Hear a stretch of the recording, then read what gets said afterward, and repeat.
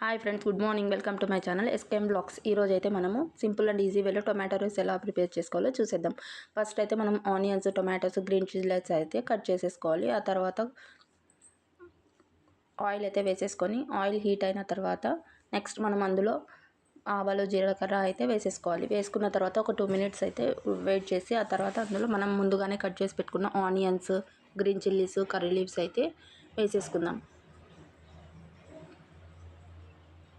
వేసుకున్న తర్వాత ఒకసారి అయితే మిక్స్ చేసేసుకోవాలి. అవి కొద్దిగా ఫ్రై అయ్యేంత వరకు 2 minutes అయితే అలాగే వదిలేద్దాం.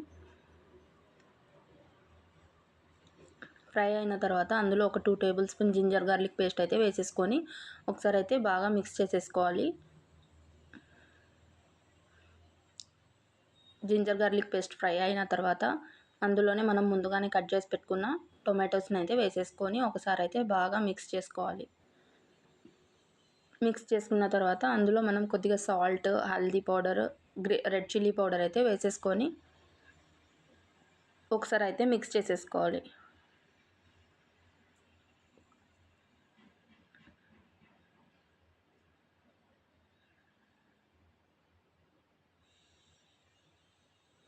మిక్స్ చేసుకున్న తర్వాత ఒక 2 minutes అయితే మనం లిడ్ క్లోజ్ చేసేసి అలాగే వదిలేద్దాం.